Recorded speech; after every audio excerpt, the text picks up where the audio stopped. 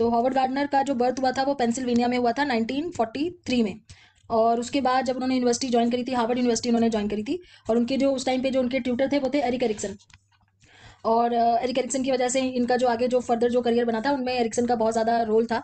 और उसके बाद ये उनके साथ ही वहाँ पे थे, काम करते थे और उनके अंडर ये थे, पढ़ रहे थे। प्लस एक प्रोजेक्ट जीरो पे इन्होंने काम किया था जो बहुत ही एक इंपॉर्टेंट प्रोजेक्ट माना जाता है, जिसके बेस पे इन्होंने अपनी आगे थ्योरी भी बनाई थी इंटेलिजेंस की। ये प्रोजेक्ट जीरो जो था वो एक्चुअली हमारी जितनी भी कॉग्निटिव एबिलिटीज़ हैं, थिंकिंग, लर्निंग, जो डिफरेंट एबिलिटीज़ हैं, उसी को समझने के लिए ये एक प्रोजेक्ट था जिसके ऊपर काम करते थे ये। और प्रोजेक्ट जीरो की वजह से ही हॉवर्ड गार्डनर का जो इंटरेस्ट है वो ह्यूमन कॉग्निशन में जो था वो ज़्यादा होने लग गया था। तो इसीलिए उन्होंने बाद में जाके अपनी जो अपना जो इंटरेस्ट है वो इंटेलिजेंस को समझने में लगाया और उसकी थ्योरी बनाई थी। इनको 1981 में अवार्ड भी मिला था, एक MacArthur prize fellowship in support of project zero, इसी प्रोजेक्ट की वजह से।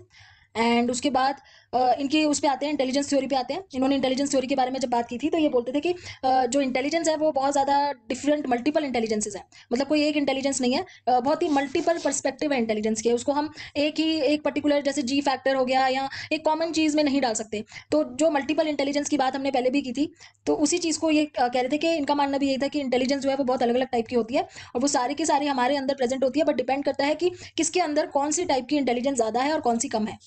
और आईक्यू को वो कहते थे कि आईक्यू जो है ना वो इंटेलिजेंस नहीं होता है। आईक्यू का मतलब ये नहीं है कि कोई जिसका आईक्यू बहुत हाई है वो बहुत अच्छा प्रोडक्टिव पर्सन है, ऐसा नहीं बोल सकते हम। प्रोडक्टिविटी और आईक्यू का आपस में लेना देना नहीं है। So according to him, intelligence is a bio-psychological potential to process information that can be activated in a cultural setting to solve problems or to create products. तो ये क्या कह रहे हैं कि इंटेलिजेंस एक बायोलॉजिकल प्लस साइकोलॉजिकल दोनों process को मिला के होती है। इंटेलिजेंस सिर्फ साइकोलॉजिकल नहीं है, बायोलॉजिकल भी है, साइकोलॉजिकल भी है।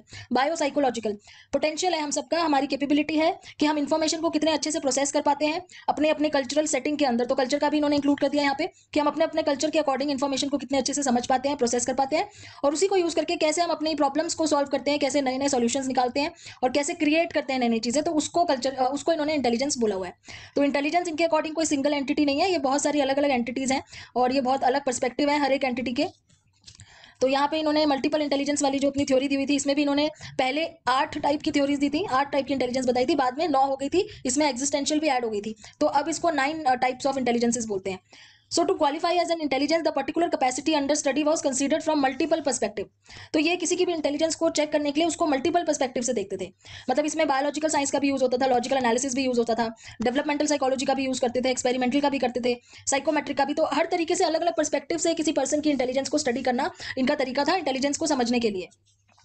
The potential for brain isolation by brain damage, its place in evolutionary history. तो क्या क्राइटेरिया थे, कहते हैं कि कैंडिडेट की इंटेलिजेंस के क्या क्राइटेरिया हो सकते हैं।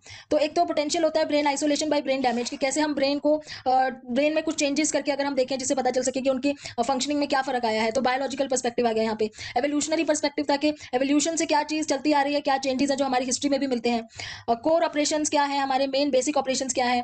एनकोडिंग कैसे होती है हमारे अंदर इन्फॉर्मेशन, हम कैसे उसको समझते हैं, एनकोड करते हैं। डेवलपमेंटल प्रोग्रेशन, मतलब जैसे जैसे हम डेवलप होते हैं तो उसका क्या फर्क पड़ता है। और कुछ ऐसे लोग जो एग्जिस्ट करते हैं जो बिल्कुल ही अलग होते हैं, एक्सेप्शनल होते हैं, या तो बिल्कुल ही जो कहते हैं कि मेंटली डिसेबल होते हैं या बहुत ही जीनियस होते हैं जिनको प्रोडिजीज बोलते हैं। उनका क्या, उनकी इंटेलिजेंस में क्या फर्क होता है। सपोर्ट फ्रॉम एक्सपेरिमेंटल साइकोलॉजी से सपोर्ट लेके और साइकोमेट्री फाइंडिंग से, ये सारी चीजों के थ्रू इन्होंने अपनी जो थ्योरी है वो बनाई थी। So Gardner initially formulated a list of 7 intelligences, then he added naturalistic intelligence and later on he added existential intelligence. तो टोटल 9 इंटेलिजेंसेस हैं। The first two have been typically valued in school. तो अब इसमें कह रहे हैं कि जो 9 इंटेलिजेंसेज है उसमें से पहली 2 वो हैं जो स्कूल्स में बहुत प्रेफर करते हैं। नेक्स्ट 3 वो है जो आर्ट्स में बहुत प्रेफर करते हैं। उसके बाद जो नेक्स्ट 2 है उनको पर्सनल इंटेलिजेंस बोला है इन्होंने। और लास्ट में जो 2 ऐड करी गई है, नेचुरलिस्टिक और एग्जिस्टेंशियल, वो related to aesthetics and philosophical view of life है। तो एस्थेटिक मतलब ब्यूटी को कैसे एडमायर करना है, फिलोसफी और फिलोसफी से रिलेटेड है। तो जैसे पहली है लिंग्विस्टिक। तो पहला जैसे इन्होंने बोला कि पहली 2 ऐसी हैं जो स्कूल्स में बहुत प्रेफर करते हैं। तो स्कूल में कौन सी प्रेफर करते हैं, एक तो आपकी जो वर्बल एबिलिटी होती है, किस तरीके से आप आंसर बना सकते हो, कैसे आप लैंग्वेज का यूज कर सकते हो, कैसे आप लिख सकते हो। तो लिंग्विस्टिक हो गई। दूसरी होगी लॉजिकल मैथमेटिकल, आप किस तरीके से अपने सम सॉल्व कर लेते हो या आपको जो भी प्रॉब्लम दी जाती है उसको आप कैसे सॉल्व करते हो। तो ये लिंग्विस्टिक हो गई, लॉजिकल मैथमेटिकल हो गई, ये दोनों स्कूल्स में बहुत प्रेफर करते हैं। तो लिंग्विस्टिक में क्या एबिलिटी होती है, to use language to express one self rhetorically और पोइटिकली, अपने आप को एक्सप्रेस कर पाना लैंग्वेज का यूज करके, इन्फॉर्मेशन को याद रख पाना। राइटर्स, पोएट्स, इन लोगों में ये ज्यादा होती है ये वाली एबिलिटी। जो राइटर होते हैं, पोएट्स होते हैं, लॉयर होते हैं, स्पीकर्स होते हैं, उनमें ये एबिलिटी बहुत ज्यादा होती है, लिंग्विस्टिक एबिलिटी। तो यहाँ पे वो वर्ड्स का यूज़ करते हैं बहुत अच्छे तरीके से, चाहे वो स्पोकन हो चाहे वो रिटन हो, और वर्बल लिंग्विस्टिक दोनों एक ही साथ चलती हैं, मतलब बोल के या लिख के किसी भी तरीके से। तो रीडिंग राइटिंग में अच्छे होते हैं ये लोग, स्टोरी मेकिंग में अच्छे होते हैं, चीज़ों को याद रखने में अच्छे होते हैं, डेट्स के साथ, जैसे डेट्स याद होती हैं साथ में, ईयर उसको फिर लिख पाना प्रॉपर्ली एक स्टोरी की फॉर्म में। तो और ये लोग फॉरेन लैंग्वेजेस बहुत जल्दी याद कर लेते हैं, इनको फॉरेन लैंग्वेजेस बहुत जल्दी समझ में आ जाती हैं। और ऐसे लोग आपको किस तरह के प्रोफेशन में मिलेंगे? जो जर्नलिस्ट होते हैं, जो फिलोसोफर्स होते हैं, पॉलिटिशियंस होते हैं, पोइट्स होते हैं, टीचर्स, लॉयर्स, पुलिसमैन, तो ये लिंग्विस्टिक इंटेलिजेंस में आते हैं। फिर आती है लॉजिकल मैथमेटिकल, अगेन जो स्कूल में बहुत प्रेफर की जाती है। जैसे कि इसमें क्या है, आप प्रॉब्लम को कैसे एनालाइज कर सकते हो लॉजिकली। जैसे हम मैथमेटिकल प्रॉब्लम्स करते हैं या हमें कोई दूसरे टाइप की प्रॉब्लम दी जाती है जिसमें हमें रीजनिंग करनी होती है, deductive reasoning, inductive reasoning type की। फिर साइंटिफिक, जैसे जो साइंस बच्चे पढ़ते हैं उसमें जो साइंटिफिक प्रॉब्लम्स होती हैं उनको सॉल्व करना, मैथमेटिकल प्रॉब्लम्स, रीजनिंग, नंबर्स के साथ, तो ये सारी चीज़ें जिसमें होती है वो लॉजिकल मैथमेटिकल इंटेलिजेंस उनके अंदर ज़्यादा होती है। तो जैसे जो लोग मैथ में अच्छा करते हैं, जो चेस में अच्छे होते हैं, चेस खेलने में अच्छे होते हैं, कंप्यूटर प्रोग्रामिंग जिनको अच्छी आती है, या जो न्यूमेरिकल एक्टिविटीज़ में बहुत जल्दी मतलब बहुत अच्छा समझ लेते हैं, बहुत जल्दी से कर लेते हैं।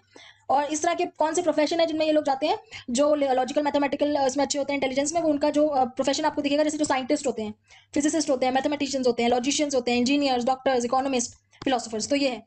फिर आगे इन्होंने बोला कि इसके बाद जो पहली दो है वो तो स्कूल्स में प्रेफर की जाती है, नेक्स्ट जो 3 है वो आर्ट्स के लिए अच्छी होती हैं, मतलब आर्ट्स की फील्ड में अच्छी मानी जाती है। जैसे म्यूजिकल इंटेलिजेंस है, तो म्यूजिकल में क्या होता है, जिसमें आप परफॉर्म करते हो, कंपोज करते हो, अप्रिशिएट कर पाते हो किसी की म्यूजिकल स्किल को, आप समझ पाते हो म्यूजिक की टोन को, उसकी पिच को, उसकी रिदम को समझ पाते हो। तो इसमें आपका सिंगिंग पार्ट भी आ जाता है, तो थोड़ा सा इसमें लिंग्विस्टिक भी इन्वॉल्व है क्योंकि इसमें सिंगिंग भी आ जाता है, प्लस आपकी जो सेंसिटिविटी होती है साउंड को लेके, रिदम को लेके, टोन को लेके, वो भी हाई होती है। तो ऐसे लोगों की जनरली पिच अच्छी होती है, they have a good pitch, they are able to sing, they are able to play musical instrument, बहुत अच्छे से प्ले कर लेते हैं, म्यूजिक बना भी लेते हैं, उनकी ऑडिटरी सेंस बहुत स्ट्रांग होती है। तो ऐसे प्रोफेशन आपको कौन से वाले मिलेंगे जो इस तरह के लोग होते हैं, किन प्रोफेशन में मिलेंगे? जैसे कि जो इंस्ट्रूमेंटलिस्ट होते हैं, जो इंस्ट्रूमेंट्स बजाते हैं, सिंगर्स होते हैं, फिर जो जॉकीज वगैरह होते हैं, ओरेटर्स होते हैं, राइटर्स, कंपोजर्स होते हैं जो, तो ये सारे म्यूजिकल इंटेलिजेंस में हाई होते हैं। फिर बॉडीली काइनेस्थेटिक मतलब बॉडी की मूवमेंट से रिलेटेड हो गया। तो जो जिनके अंदर पोटेंशियल होता है अपनी बॉडी को बैलेंस कर पाने का, तो वो अपनी बॉडीली मूवमेंट्स को इतने अच्छे तरीके से बैलेंस करते हैं जिसमें मस्कुलर मूवमेंट आ जाती है। और जैसे फॉर एग्जांपल मैं देती हूँ आपको इसका, जो जैसे जिमनास्ट होते हैं वो लोग किस तरीके से अपनी बॉडी को बैलेंस करते हैं, एथलीट्स होते हैं जिसमें अपनी बॉडी का बैलेंस बहुत ज़्यादा जरूरी है, डांसर्स हो गए, इसमें म्यूजिशियंस हो गए, एक्टर्स भी इसी में आ जाएंगे बॉडीली काइनेस्थेटिक, क्योंकि एक्सप्रेशंस का यूज करते हैं वो। सर्जन्स हो गए क्योंकि उन्हें भी अपनी बॉडी को बहुत बैलेंस मेंटेन करके रखना होता है वाइल डूइंग सर्जरी। डॉक्टर्स हो गए, बिल्डर्स, पुलिस ऑफिसर्स, तो जिनकी मतलब बॉडीली स्ट्रेंथ और मस्कुलर मूवमेंट बहुत जरूरी है जिनके अंदर, और इनकी जो फिजिकल एक्टिविटी है वो अच्छी होती है इन लोगों की। इनको एक्टिंग करना, परफॉर्म करना अच्छा लगता है, चीज़ें बनाना, बिल्डिंग टाइप का काम करना अच्छा लगता है, और ये सारे करियर्स हैं जो मैंने आपको बताया इसके अंदर आते हैं। तीसरा है स्पेशल इंटेलिजेंस। स्पेशल इंटेलिजेंस मतलब आपको स्पेसिस का आइडिया हो जाता है कि कितना नेविगेशन करते टाइम, मतलब कितना दूर है, कौन सी डायरेक्शन है। तो जैसे जो पायलट्स होते हैं, नेविगेटर्स होते हैं, उनके अंदर स्पेशल इंटेलिजेंस बहुत अच्छी होती है। तो दे कैन रिकॉग्नाइज, एक पर्टिकुलर जगह को रिकॉग्नाइज कर पाते हैं, वो वाइड स्पेसिस को मैनिपुलेट कर पाते हैं वाइल दे आर ड्राइविंग और while they are flying a plane. तो वो पायलट्स में, नेविगेटर्स में हो गया, कन्फाइंड स्पेसेस को समझ पाते हैं अच्छे से। स्कल्प्टर्स भी इसमें आ जाएंगे, आर्किटेक्ट्स आ जाएंगे, चैंपियनशिप चेस प्लेयर्स भी आते हैं इसमें। तो ये स्पेशल इंटेलिजेंस होती है। The area deals with spatial judgment and the ability to visualize with mind's eye. तो विजुअलाइज कर पाते हैं कि अगर हम ऐसे करेंगे, ऐसे बनाएंगे तो ऐसी इतनी जगह लगेगी, इतना दूर होगा, इतना का मैप बना पाते हैं, कॉग्निटिव मैप बहुत अच्छे से। तो इस टाइप के करियर्स आपको जो लोग दिखेंगे वो इसमें, जैसे जो आर्टिस्ट होते हैं, डिजाइनर्स होते हैं, आर्किटेक्ट्स होते हैं, ये लोग पजल्स में भी बहुत अच्छे होते हैं, स्पेशल इंटेलिजेंस। तो ये 3 जो थी हमने पढ़ी वो आर्ट से रिलेटेड है। उसके बाद जो उसके बाद कह रहे हैं जो नेक्स्ट 2 आएगी वो पर्सनल इंटेलिजेंस से रिलेटेड है, पर्सनल इंटेलिजेंस से। तो नेक्स्ट 2 यानी कि इंटरपर्सनल और इंट्रापर्सनल। इंटरपर्सनल मतलब एक दूसरे की बात को समझ पाना, इंट्रापर्सनल मींस अपने आप के साथ ही। तो intelligence concern with capacity to understand the intention and motivation and desires of other people. तो दूसरे की बात को समझ पाना, उसके डिजायर्स को समझ पाना, उसकी मोटिवेशंस को अंडरस्टैंड कर पाना। तो एजुकेटर्स होते हैं जैसे जो एजुकेट करते हैं लोगों को, उनके पर्सपेक्टिव को समझ के। सेल्स पीपल होते हैं, रिलीजियस पीपल होते हैं, पॉलिटिकल लीडर्स होते हैं, काउंसलर्स होते हैं इसमें, जो दूसरे के पर्सपेक्टिव को समझ पाते हैं। तो ये दूसरों से इंटरेक्ट करते हैं और इंटरपर्सनल इंटरेक्शन के थ्रू ये उनके पॉइंट ऑफ व्यू को समझने की कोशिश करते हैं। तो जो ऐसे लोग होते हैं जिनमें इंटरपर्सनल इंटेलिजेंस